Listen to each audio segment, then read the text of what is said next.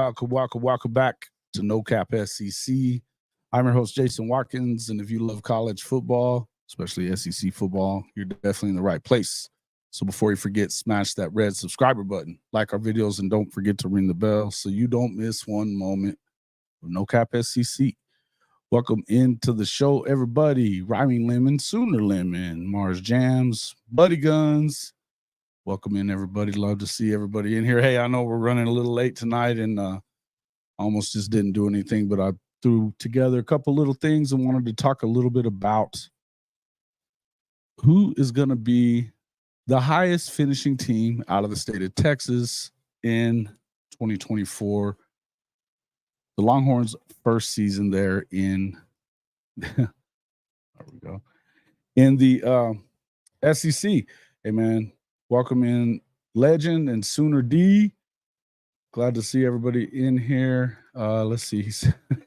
Ryan Lemon says, keep doing these late streams. You're going to be begging for a snoring guest. Tonight, no snoring guests. But it looks like Ryan Lemon won't be in here either. But yeah, I'm glad everybody that is in here. Go ahead and make sure you hit that like button, share us with your friends. We'd really appreciate that. That's important to us to make sure that we get seen throughout, whether it's on the live stream or on the replay. I think it's pretty simple for most people. The obvious answer is going to be the Longhorns should be the better team out of Texas. I think down in College Station, you probably have a few people that think differently. And to be honest with you, I don't know that from looking at what I'm looking at all the way around, whether it be what you have on the roster and even in terms of the schedule, as light as the Texas Longhorns schedule is for sure, it's not like A&M's is a ton tougher, and we'll get into a little bit of that as well. But I do believe that, listen, Mike Elko has proven that he can do more with less, and he comes into a situation in College Station where he doesn't have to do a whole bunch with less because of the fact that even though they did replace a lot of guys through the transfer portal, they did so with pretty solid additions to the program. Now, us Sooner fans, we know that, I mean, it's A&M. You know, you generally expect them to be about the same. What I would tell you is that I know that everybody loves them some Sark, but he's won 10 games once. You know, you're looking at a guy in Elko that goes in, wins 8 games at Duke, and really they probably would have won a lot more than that had they had a little bit more depth, had they had the quarterback longer. You know, obviously Riley Leonard went down, and you know, and probably a game that they would have won. It looked like they were going to get a win there in the Florida State game. Had he not gone down, they possibly could have done so. But you know, kind of half in, half out, trying to make a great value hype video. Nice. The man, the myth, the legend that is Lemon. Hey, you are the legend, Sooner Lemon.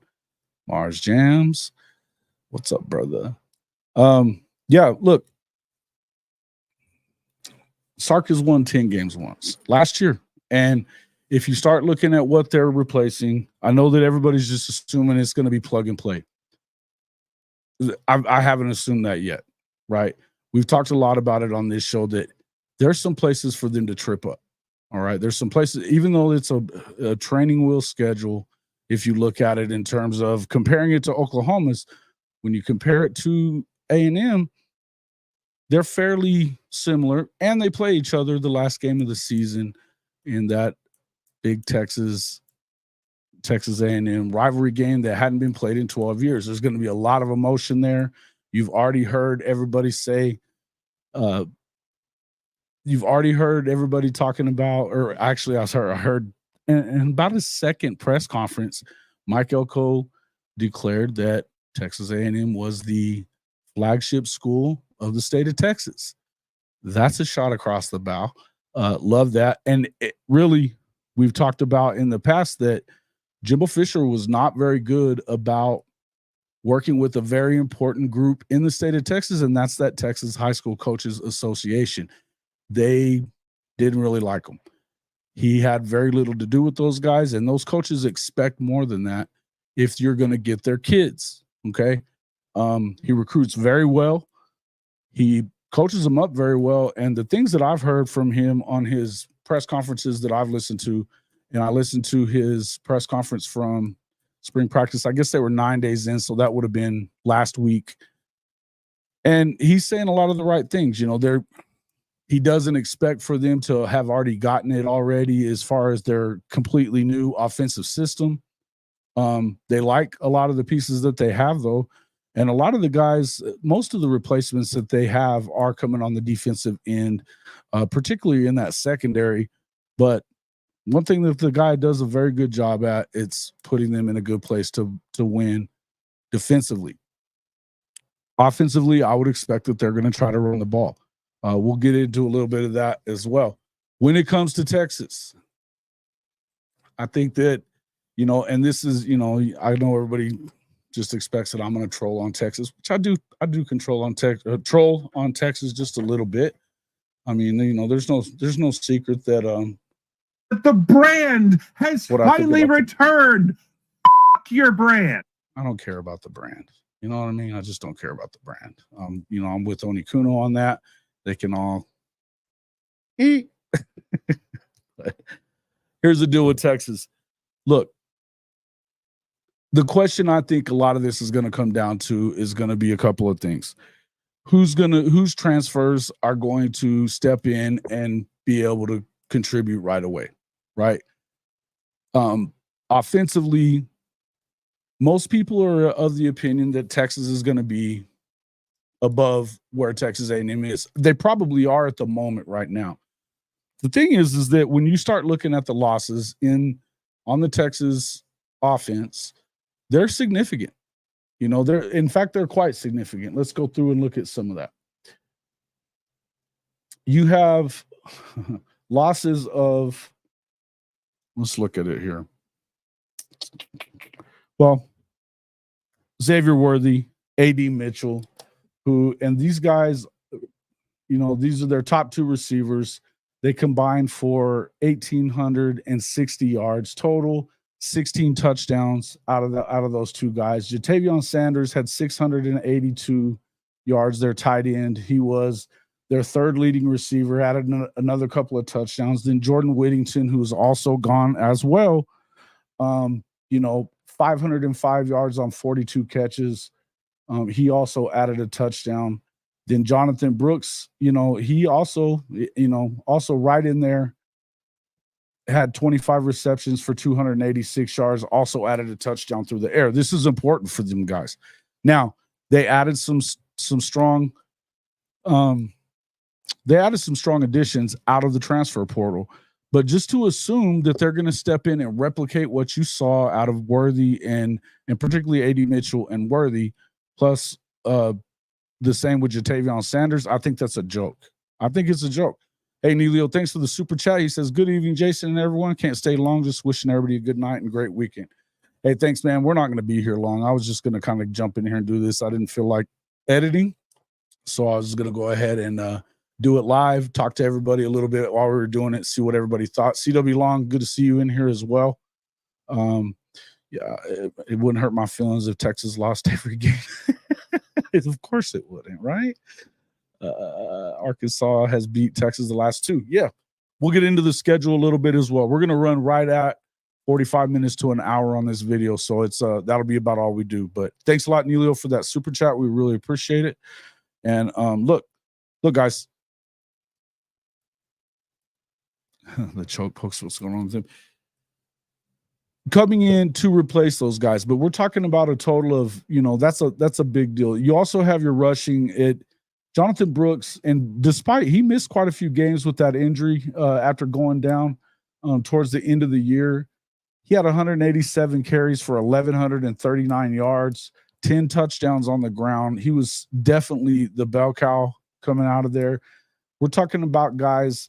Between 6 of these guys are considered first or second round selections in the NFL draft. We talked about how they did in the, you know, everybody, all the everybody down in Austin is just glowing over what they did down in the NFL Combine. Amazingly, they couldn't get it done when getting into the college football playoff, when truthfully it looked like it was set up for them to win it, right? You can go in and beat on Alabama at home. You should be able to go through and get that done. This is where you have to wonder, are they going to be able to step up? If they couldn't do it with that team, and we're not even talking about yet Devondre Sweat, and then you also have obviously Byron Murphy are gone as well. You on defense, and then they've got Jalen Ford is also their number one linebacker, number one tackler on the team, is also headed to the draft as well. These are guys that really made up the bulk of what they were doing. They not only are they replacing Sweat and Murphy, they're not super deep at the defensive tackle. Everybody's talking about how great they've done in recruiting, and I'm not saying that they haven't, but if you look into what they've done, they call that their, that would be their nose tackle and left defensive tackle. Murphy and Sweat obviously are gone. You have a transfer in, what's this guy's name? I don't even know exactly how to say his name. The heck? Come on. So coming in out of UCLA, you have Teolia Savia, defensive tackle. He's a senior. Looks pretty good. He's 293 pounds, 6'4". He's a big guy. He and he is going to be pretty good. But hey, what's up there, Coach I? How you doing, man? If you'd like to jump in and give a little bit of opinion on what you think about this, hop on in. What's up there, Robbie? Bedtime getting old. Okay, Robbie, man, thanks for coming in though. But anyway, with Savia coming in, that's their main addition in that area. But to be honest with you, that's going to be a big loss there. They have a few guys coming back in Vernon Broughton. He's a redshirt senior. He's coming back. You've got Jere Bledsoe, redshirt sophomore, and Sadir Mitchell is a redshirt freshman as well.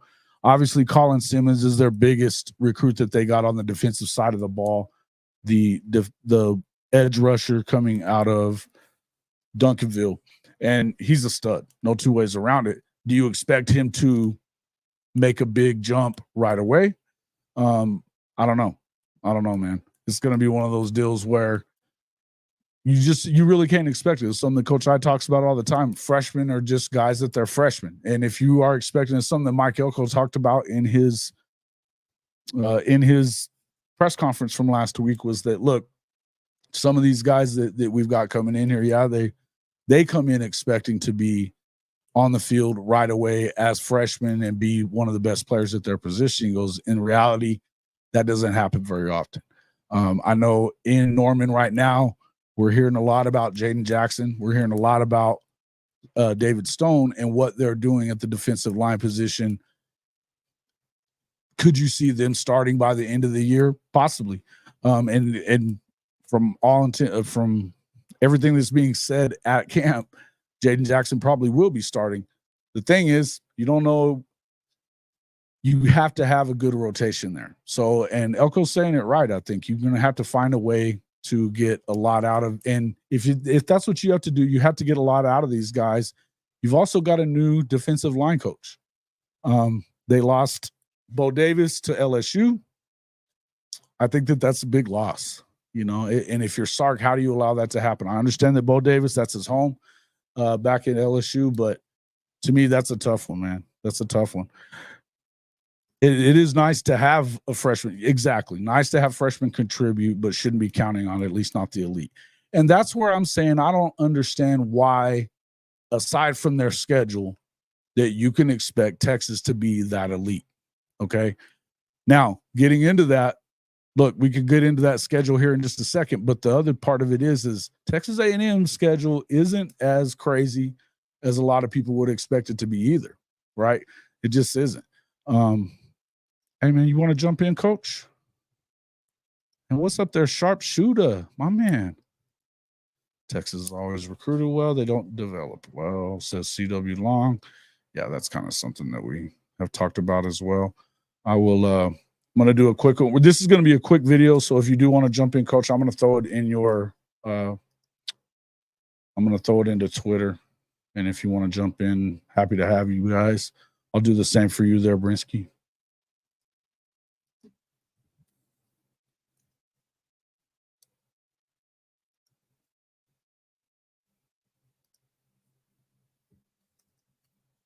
All right. Yeah, if you guys want to jump in, you can. It's all up to you. All right.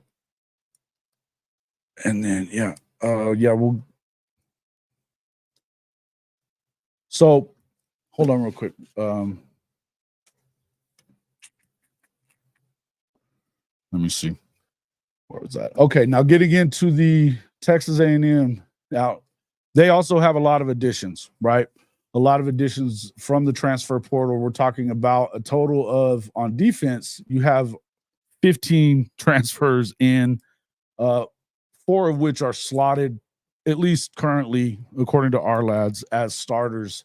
You're talking about Nick Scarton. He's a defensive end junior coming in there. He's somebody that Elko did point out as one of the guys they expect to contribute and be very good right away.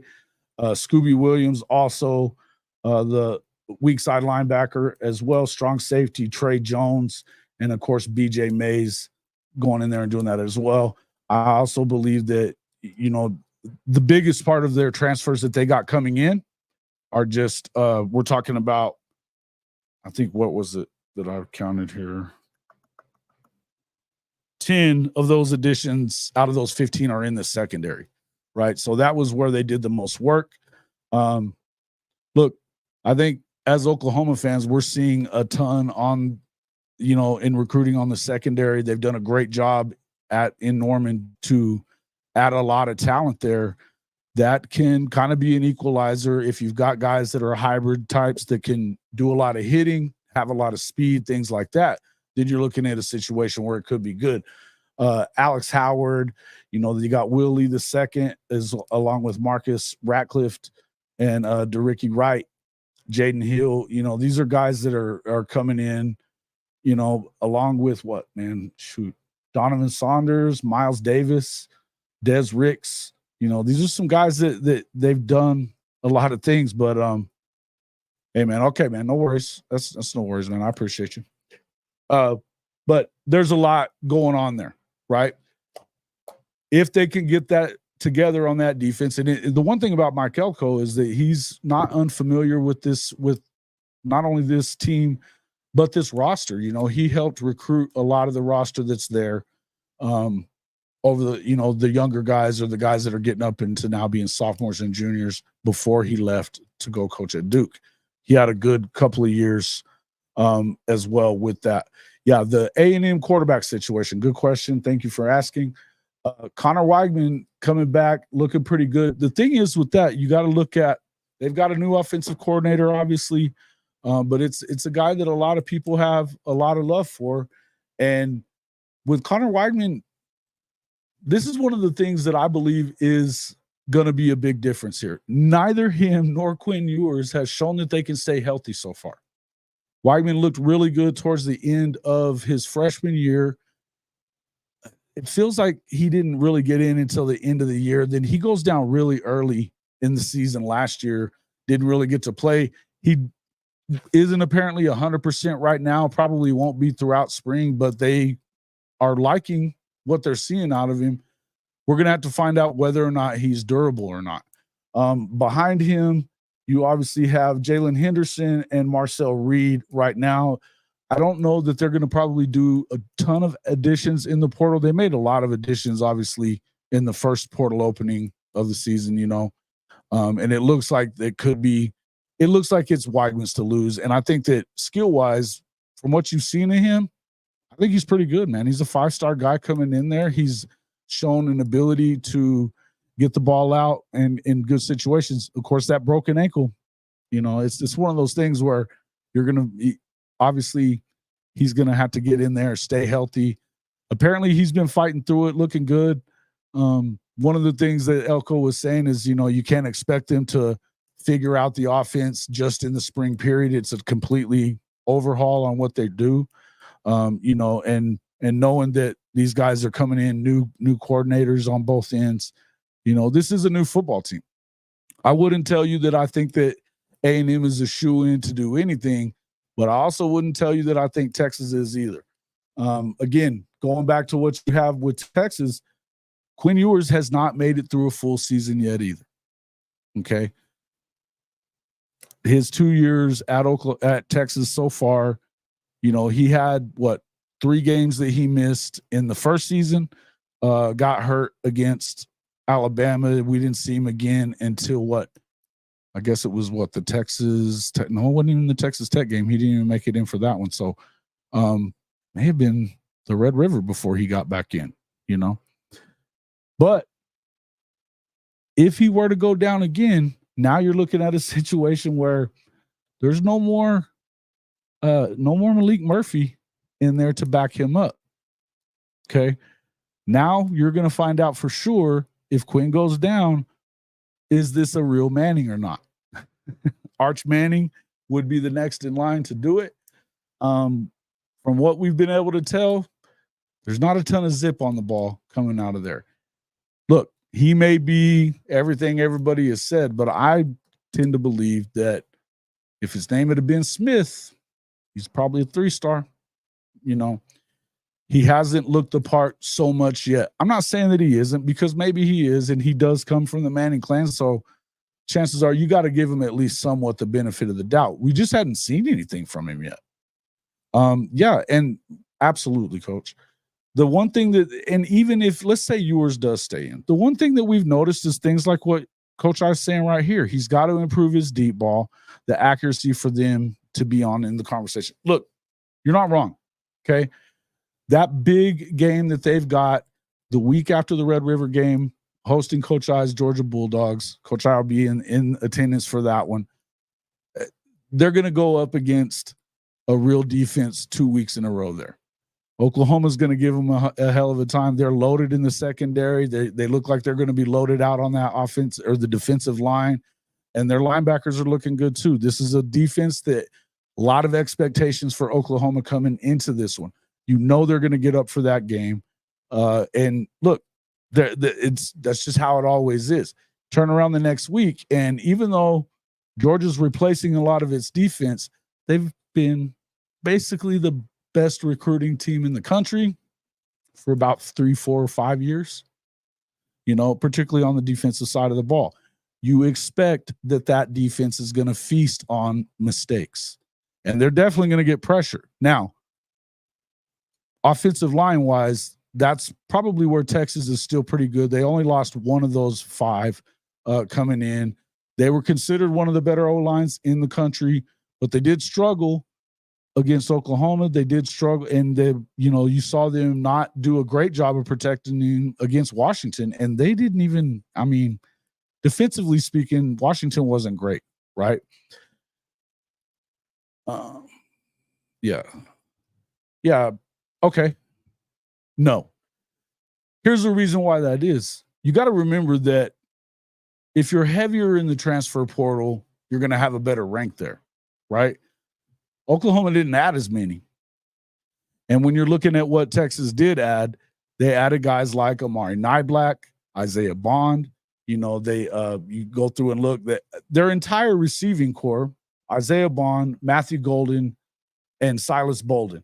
Silas Bolden coming out of Oregon State, speed guy that's supposed to be kind of that replacement for, I guess, more or less for Xavier Worthy. But Isaiah Bond's kind of that guy too, right? Matthew Golden, I would think this is a guy coming out of – Matthew Golden's the guy out of Houston, I believe. Yeah, out of Houston. He had 404 yards on 38 receptions with 6 touchdowns. Bolden had 54 receptions, 746 yards, 5 touchdowns on the season. Then you had Isaiah Bond, who had 48 catches for 668 and 4 touchdowns. You know, that's not really adding up to what you had. Yeah, I mean, that's just not really adding up to what you had a year ago. And he had time to get on the same page with those guys. A.D. Mitchell was the only guy that was new to Texas. He was used to Whittington. He was used to Xavier Worthy. Obviously, Jatavion Sanders was his stopgap, his safety valve. You know, look, Amari Nyblack only had 20 receptions on the season, 327 yards. He added 4 touchdowns as well at Alabama. I don't think he's Jatavion Sanders, though, right? I just don't think that he is. So, and again, we're talking about every one of your pass catchers. You have to get on the same page with them now. And when you get into a game like what is saying, the dog's front seven's going to be all in Ewers Grill. Not wrong at all. This is what do you know Georgia for? To get after your ass, to be really good in the trenches, right? Yeah. If you need to fill cracks with the portal, guys, that's a good thing, but won't get you ranked high as a team ranking in the portal. Yeah, listen, I think that I'm still of the opinion that it's just like the NFL to me, with the best teams in the NFL are the teams that draft the best. And then they just supplement with free agency. Essentially, the portal is college football free agency. You still better be drafting, which is recruiting your high school kids, and that's where you have to build the most. I'm not saying that Texas hasn't done that. They've done a pretty good job of it. But where they're needed the most, I mean, to me, it's kind of weird that Jonte Cook, who was the number 1 receiver, out of Texas a year ago, is not slotted in at number 1. He's not. They've got him slotted in at number 2 in the X position for Texas. This is the kind of guy you may end up losing that guy. If I'm concerned, you're starting to hear some stuff coming out of Texas about, is Jonte Cook going to be happy? Is there going to be drama there? Might he jump into the portal and get out of there? Jonte's a good player. I don't think you can afford to have that happen if you're Texas, right? He didn't put up a huge amount of numbers a year ago, but you also have Ryan Wingo coming in, a true freshman, another true freshman, Parker Livingston, and Aaron Butler for those 2 positions. And then you got Ryan Niblett, who's a redshirt freshman as well, DeAndre Moore, who's a true sophomore, coming back as well. But none of these guys that have been there are slotted to be the number 1 guys, Yeah. Yeah, look, I like Isaiah Bond, and I think that but in the end, you're looking at with what Isaiah Worthy did a year ago. It's not the same. It's definitely not the same. Xavier Worthy had 75 catches for 1,014 and 5 touchdowns. A.D. Mitchell had 11 touchdowns on 55 catches. They both averaged you had Worthy averaging about 13.5 yards per catch. A.D. Mitchell had about 15 yards a catch. That's a lot of numbers to have to make up. You're not making that up with 3 guys. All 3 of those guys aren't making that up that are coming in. Okay, they're just not doing it. And could they have a better season in Sark's offense? Yeah, they could. Theoretically, they could. They could also have a hard time too. And we know that the other thing about Quinn Ewers, this is just my opinion on him, but you've seen him kind of crack a little bit when the pressure's up. When they played, he didn't look good in the playoff game against Washington. They even gifted them an opportunity to win the game whenever. I mean, really, if had that injury not happened to that running back, that game's over with. But yeah, hey, thanks, Coach, for coming in. We appreciate you. But yeah, look, we're gonna find out about it. Now, looking at the A&M side of things, look, I don't know how much I believe in Texas A&M either. I'm just gonna be real with you. I do like Connor Weigman.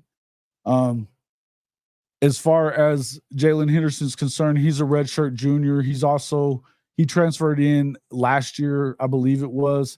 Marcel Reed being a redshirt freshman. They like him quite a bit as well. He's been in the system. Look, I don't know what the hope is that Weigman is going to be the guy. I think it's got to be your hope, right? But yeah, again, if I'm looking at Weigman in comparison to Quinn Ewers in that last game of the season, it's at Kyle Field, which is going to be a tough place to play. And if these guys are within a game of each other, or either one of them are playing for a spot in the championship, possibly a 10th win, whatever it is that's going to get you into a playoff, is Quinn Ewers able to stand up to it? Is he even still around at that point? Because again, physically, he hasn't held up for an entire season yet either, right? It's one of those reasons that I really don't understand how everybody just automatically pencils them in as the best of the Red River teams coming in, because I don't see it. Defensively even, I mean, they're replacing quite a bit there too. As I said, on the defensive side, when you replace Sweat, Murphy, and Jalen Ford, their best linebacker, they love, look, that they got to be loving Anthony Hill. He's a true sophomore. He played really good as a true freshman. They like him a lot, but the secondary wasn't very good last year, and they've got, Andrew Makuba coming in as a transfer to kind of help shore that up. But they've got 2 sophomores, 1 senior that are slotted in between the spur position, the corners, they've got some different corners, but 2 juniors and a senior, but not guys that were starting really. We're going to have to wait and see. But I don't know, man. It's just I don't think that it's as cut and dried for Texas as everybody thinks it is. And then getting back into A&M. Look, I think that the big question for them is, what are they going to be on defense? Okay. The defensive end position, Scarton, he's at the defensive end. That's your junior transfer that they got in there as well. Everything that you heard out of Elko, him coming in from Purdue, they like him. They like him. We're 6'4", 280 pounds. He's a stud. He flashed pretty big last year there at Purdue. It's a good pickup for them, right? That being said, they've got Noah Thomas coming back. Noah Thomas. That's on the offensive side. They look pretty good offensively. They're pretty good. But nose tackle, they've got Albert Regis coming back. Shamar Turner's coming back at the defensive tackle position as well. You got your nose. Those guys are 2 juniors that have played quite a bit. DJ Hicks, we know all about him. He's slated as, right now, he's a number 2 at the DT spot, that 3 technique area. Malik Celia coming back to play the edge position. And then you've got Torian York as well. As we've talked about that will linebacker position, you've got Scooby Williams is a transfer in as well, as along with Trey Jones, the third at strong safety, and BJ Mays at right cornerback. We're going to find out, the nickel, they've got Bryce Anderson playing a lot of nickel. It looks like Jaden Hill as well. They've been talking a little bit about him as being one of the transfers. He's a redshirt senior transfer as well. Again, that secondary is going to be key for what they're doing. Up front, they don't have to – I don't think that they're looking like they're worried too much about up front. They've got a lot of those guys that we know that over the last few years, that was what A&M did very well, was recruit the trenches. X-Rob did a great job with it. They didn't all just jump ship and go with him to Syracuse. Okay. And why would you, by the way?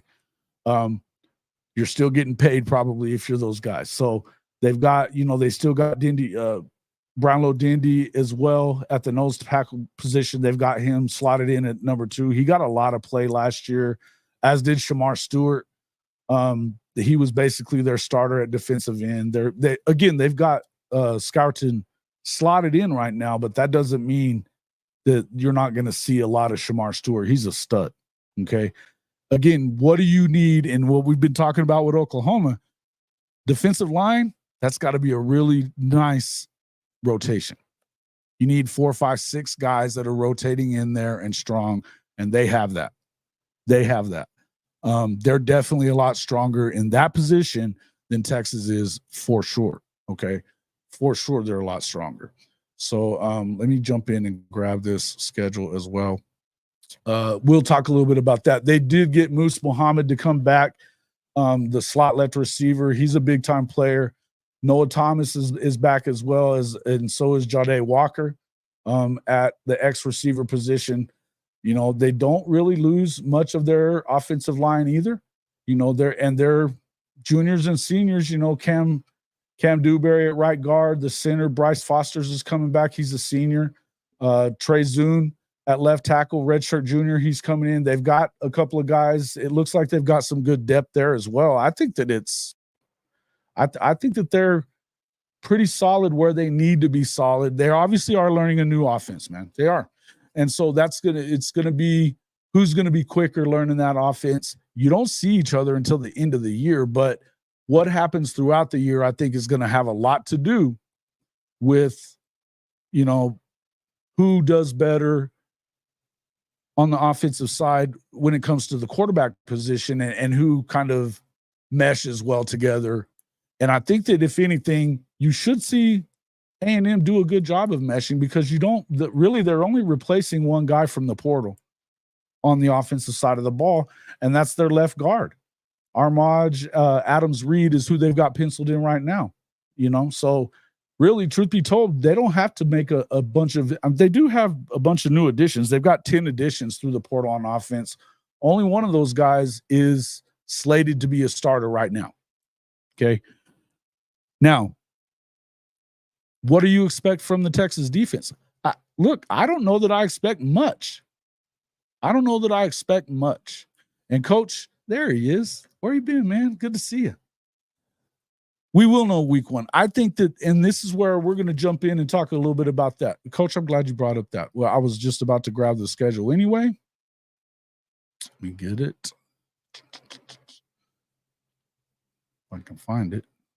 I might as well just do it over here in the.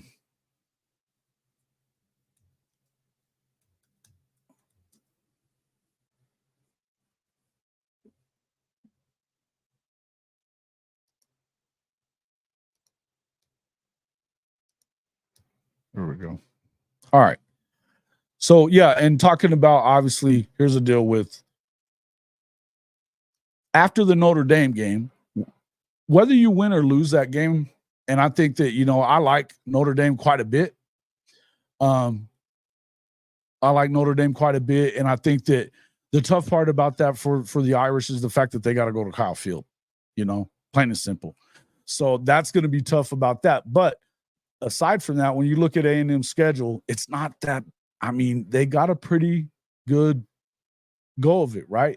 Notre Dame obviously at home. Then they have McNeese State in week 2. Their week 3 matchup, Florida. If Florida is a little bit better, the tough part is playing in the swamp. So they have to go out there. That's going to be at least a test game for them to kind of see where they are in those first 3. I think that, you know, they get 2 tests right there, but probably Notre Dame being the better of the 2 when it comes to that. The defense is supposed to still be really good out there. They're talking a lot of good things about. Can't wait to talk to Coach Roybal about what he thinks about these Irish. But we'll get to that. Then they got Bowling Green, Arkansas in that game at Arlington. Then you've got the October 5th. This is a big matchup SEC-wise. The Missouri game at College Station. This is that one that I've been telling you guys about. The game that I believe Missouri is probably they're going to show who they are. I don't believe that Missouri's the real deal. Until they show me that more than one time that they can do it, I'm not going to believe it. Okay. I believe right here, this is a big game for A&M though as well. If they can win that game, and it is at home in College Station at Kyle Field, that could really get them going good, because after that they have a bye week. Then they go to Mississippi State. That should be a win. The LSU game, they get that one at Kyle Field as well. Another big game for them. But after that, they've got South Carolina, New Mexico State at home. South Carolina's on the road. You know, can't expect a ton out of the Gamecocks right now. They got a brand new quarterback as well. I'm not sure what I expect out of them so much, but I don't expect a ton. Can they win that game? They should be able to. We're gonna find out a little bit about Mike Elko, but that's a winnable game. New Mexico State, you better win it. And then you get Auburn on the road, and then followed up with the game against Texas. And that one's at Kyle Field. First time in 12 years they played. Going to be a lot of emotion in that one. Look, we've talked about Texas's schedule. They could lose the game to Michigan on the road. I think UTSA isn't going to be just a walkover for them, although I would think that they beat them in Arlington. In Austin. Louisiana Monroe, they win. Mississippi State, they win. Oklahoma, to me, I'm telling you, I think that they're going to lose these 2 games in a row. All right. At the very least, they probably go 1 of 2 against Oklahoma and Georgia in October 12th and 19th. Then they're on the road at Vanderbilt. That's a freaking win, obviously. They get Florida at home in Austin, on the road at Kentucky, and then the Texas A&M game on the road as well. Look, truth is, SEC-wise, they're really playing basically the same schedule. Okay, except A&M doesn't have to play Georgia. Still doesn't have to play Georgia. They got LSU. And really, aside from, there's some games. The Missouri game, if you do believe in Missouri, I don't really believe in Missouri. But if you believe in them, that's their other tough game. Florida on the road at the Swamp is always a tough place to win. We're going to find out really quick what Billy's about, and they've got just a disgusting schedule. By the time they get to, it's only week 3 there, so they may not be in full freak out mode at that point. But I do believe that Florida they shouldn't have the same amount of talent as A&M. If you're Mike Elko, you could get a win there. That'd be a signature win right away, because to win at the Swamp, no matter what, is a tough place to win it. Okay. We're going to find out what that's about. Tennessee hadn't won there in 25 years or 25 times that they've been there or something like that. It's crazy. So it is what it is. You could get, but let's say you even lose that one. Probably should beat Arkansas again. I believe they're going to beat Mizzou. There's no way they should lose to Mississippi State. I could see them losing to LSU, even though it's at College Station. But they've played LSU pretty well. They've played pretty well against LSU, right? Elko's a hell of a coach. You're right, Coach. South Carolina, I think that's a win. Auburn should be a win. And then, so they theoretically could be in about the same position. They might have 2 SEC losses, maybe a third one to Notre Dame or Florida. If it's close, and I can see it being close, because I think that Texas has at minimum 2 losses coming into that. I think they could have a third one with Michigan. That's not an easy place to go and play. And a lot of people are writing them off because they have to replace their quarterback. And of course, Harbaugh's gone and all that. But they're not replacing everybody. And the kind of football that they're going to play, and it's that early in the year, that's a tough one for them. So they could have 3 losses as well. I feel like they're going to have at least 2 at that point. 3 would not be out of the realm of possibility. And then you get them at home.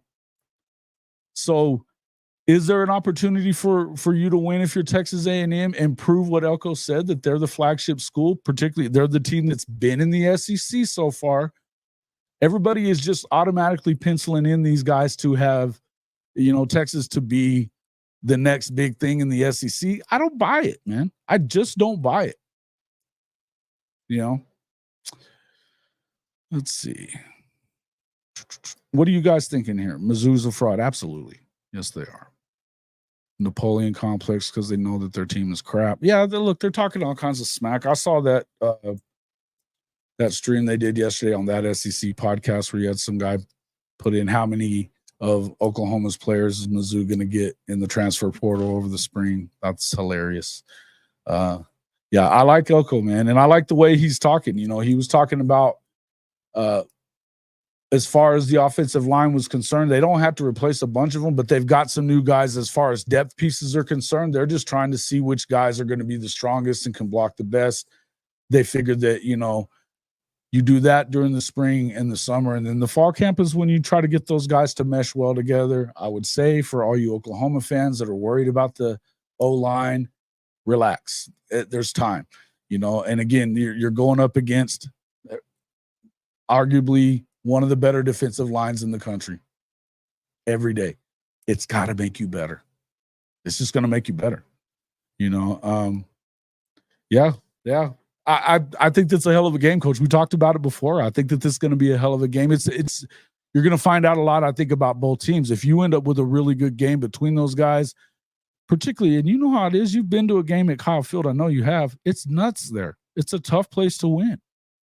Same thing with Texas. They hadn't played them in 12 years. And honestly, if A&M loses that game, would anybody really blame them? No. Everybody expects Texas to win it. Everybody expects Texas to be the better team. So they're playing with house money at that point, particularly if they come in there and they're within a game of each other. They're playing with house money, and they're playing at home. Look, I like Connor Weigman. We got to see more out of him. What we've seen of him in flashes shows me he's a hell of a player. Can he stay healthy? Yeah, we're going to see.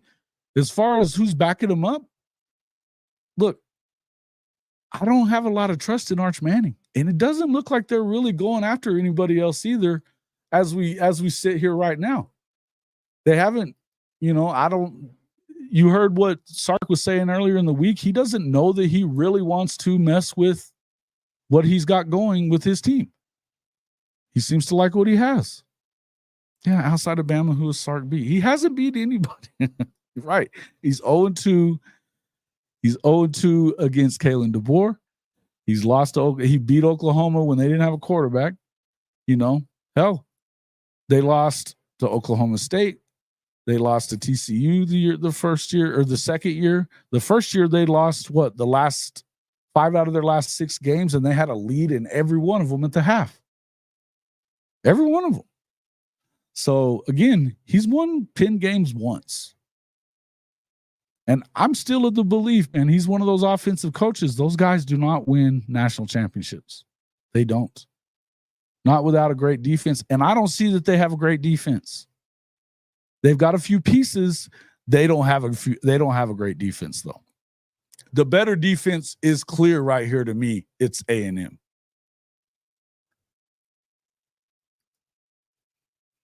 Bishop Sycamore. What about them? I mean, we're talking about these guys. Look, in the end, defensively speaking, it's A&M all day. Offensively, yeah, you probably give the nod to Sark and what they know to do. As far as, and that's if you can keep Ewers healthy. Are you going to do that? He hadn't stayed healthy the whole season yet, which means at some point you'll see Arch Manning if you don't. Can Arch Manning do what Malik did and keep you winning in those games? Hey, I remember what Nino said last year before the season ever started. He said the most important player for Texas was going to be Malik Murphy.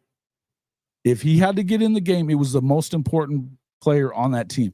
Now, when we talked to him a couple of weeks ago and I saw him on his show, I asked him, what is it going to take for them to take the next step? And he said, we have to see the best of Quinn Ewers.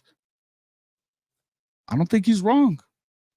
We have to see not just the best of him, but I think we also have to see him stay in, because do you trust Arch Manning to go in there with no experience whatsoever and be able to hold down the fort if he loses a game or two? I don't know, man. Yeah. Look, I mean, Coach, I'm with you. I think defensive-wise, you get it into a slugfest, which that's kind of what you want. You're in better shape. Their secondary, they've definitely loaded up in the secondary, man. Definitely loaded up in the secondary. That's just me. That's where I'm at on it. I don't know. Let's see what let's kind of see what happens. But again, I think that the schedule kind of plays itself into a situation where, and I'll just go ahead and pop it on the screen for a second. The schedule is a situation where you could see them being pretty close to each other, right? They're going to be pretty close to each other by the time all is said and done. I'll take the banners off real quick.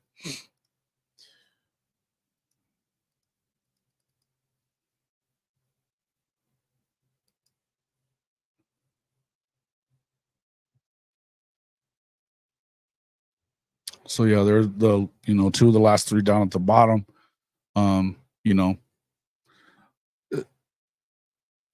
Both of those two early games for them, one's got Notre Dame, one's got Michigan. So yeah, could you see either one of them losing those? They could lose either of those games, right? I think Notre Dame's probably a little ahead. They should be anyway. The one thing I would say is that Elko probably knows his former quarterback, Riley Leonard. So it may not be as easy as you think. Then the UTSA game, I mean, I guess it's a tough game for Texas. I wouldn't go expecting anything. The Florida game is definitely going to be a tough game for A&M.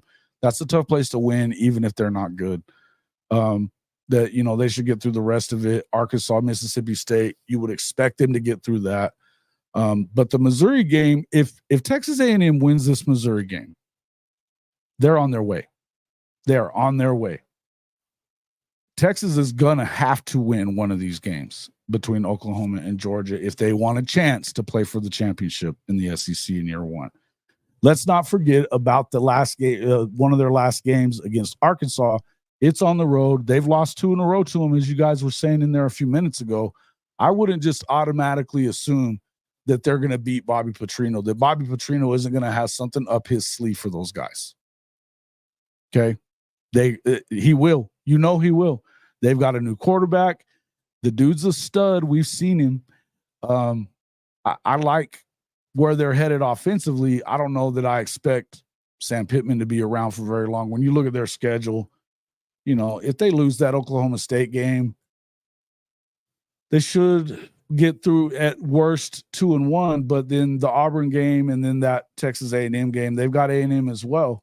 I think that's another one that I expect A&M to win, but it's again I could see Arkansas. But then the same, if Arkansas is going to beat A&M, I would expect that they have a chance to beat Texas too. That's just where I'm at, man. How do I feel about the Ole Miss game for Oklahoma?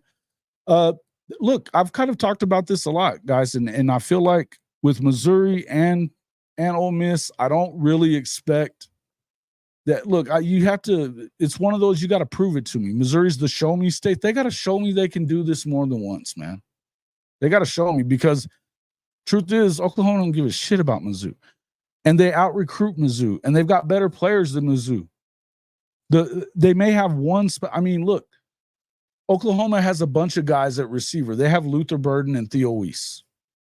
I love Theo. I think he was, I think that we probably could have gotten a little more out of him at Oklahoma. I don't know that that's anybody's fault necessarily. Like I said, I mean, we know kind of what happened there. He had some injury issues and stuff like that at OU, but he's pretty good at Missouri. But what do they got after that? They got him and Luther. They're having to replace their running back unless they're able to go out and get Ollie Gordon. How much do you really trust in them? Their defense they're replacing a lot of guys on their defense. I don't expect much there. When it comes to Ole Miss, yeah, they're the Portal Kings. You got to prove to me that you can win like that. I'm still of the belief that you could not go out there and build a championship team out of the transfer portal. It hadn't been done. The tough part is playing them on the road. That's playing them on the road. I think that when you start looking there, that's a tough place to go play. They were undefeated there, I think. Kind of where the problem is, right? But then again, the next time we see, we've said this a bunch. The next time Lane Kiffin wins a big game in a big situation, be the first time. And by the time that Oklahoma game rolls around, you've got Ole Miss. It's the 26th of October. Let's see, who do they got the week after that? Yeah, so they got Oklahoma, then they turn around and they go to Arkansas. But then, then they got Georgia 2 weeks later. It's the meat of their schedule for sure. It's going to be important. They got to at least win that game if they want a shot, because they're not beating Georgia. I don't care what Brinsky said. I don't care what Brinsky said. They're not doing it. I just don't see it, man. So, yeah, they lost their defensive coordinator. Their top 2 defensive coaches for sure, and I think they lost a total of 3 or 4. But they got a good coordinator coming back in, guy they really like. But they lost a lot of guys that they think are all going to the draft, or they are all going into the draft. They've got a lot of guys to replace. So we're going to have to find out and see kind of what happens there. Losing your defensive staff to LSU isn't good for you. That's not a good deal for you.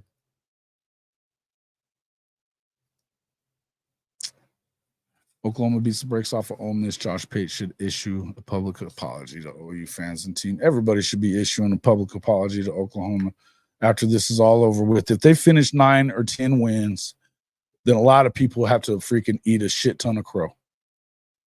That's all there is to it. That is all there is to it. Because I'm telling you now, looking at this, even though Texas has the easiest schedule comparatively, the landmine spots and the places they could lose, they're going to end up looking bad if they don't get to 10 wins. And I really don't think that they will. Because if you lose to Arkansas, you're not supposed to lose to Arkansas. If you lose to A&M, yeah, it's on the road, but nobody's expecting, and they're calling you the next big thing in the SEC. You don't have to play Alabama. You always play Oklahoma, so this is not changing at any point. You don't have to play Bama. You got to play Georgia. You get them at home. If you can't find a way to get a win over Arkansas and to get a win over Texas A&M, even if you were to lose Oklahoma and Georgia, you better win those other games. You better not screw up and lose to Arkansas. You better not screw up and lose the Michigan game, even though it's on the road. Oh, yeah, they're definitely. Hey, Stink, thank you, man. Appreciate that. Agreed, he says.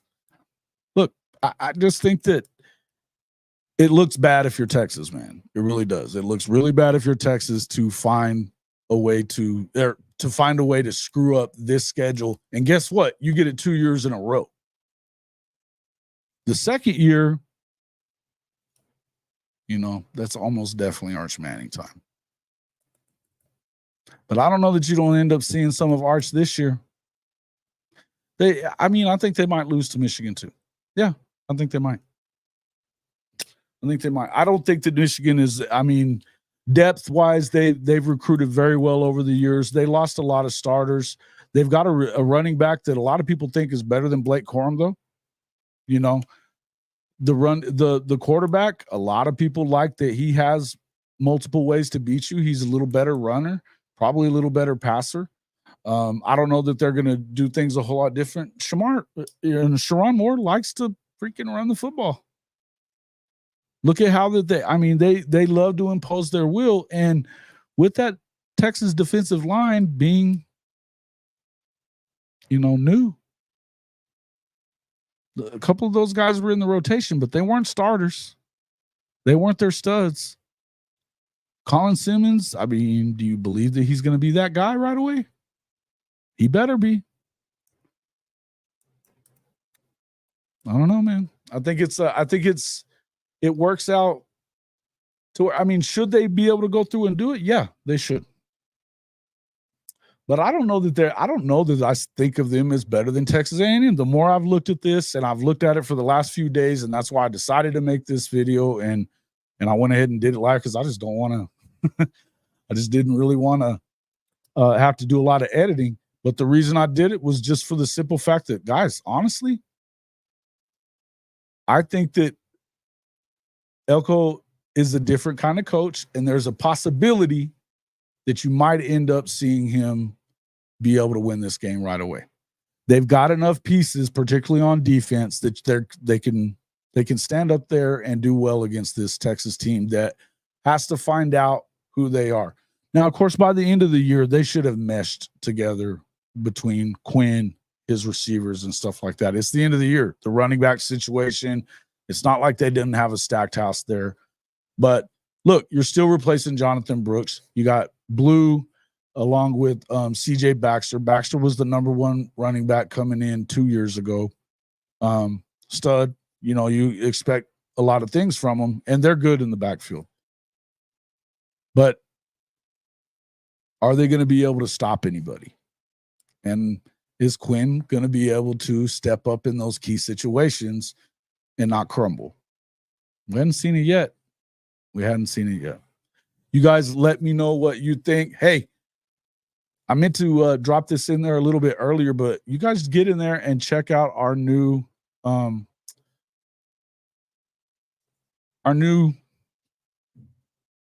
sponsors, our new product sponsors, Melreg Performance Golf Apparel. If you are a golfer, whether you're a stud golfer or just a weekend warrior like most people, unbelievable performance, style, and price on Melreg Performance Golf Apparel. You can jump in there at melreg.com/JW_HOF. We're talking about amazing prints, all kinds of stuff like that. And this is a lot better deal than what you're going to see when you go to the golf shop and buy. You're not going to see $150 polos and shorts, but they are performance brand. It's amazing stuff. We talked a lot about Mint Mobile, unlimited talk, text, and data for the first 3 months for $45. That's $15 a month.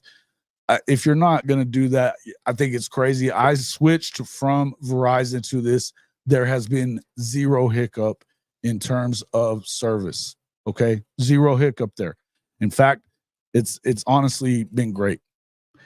At $15 for 3 months, then buy you another ticket to a football game, folks. Make sure you can go out and see the Sooners play one more time. It helps us. It'll definitely help you as well. But hey, yeah, any of you guys that are golfers, jump on there on that Melreg deal. Check that out. The easiest way to help us out, we love the super chats. That's great. It helps support the program.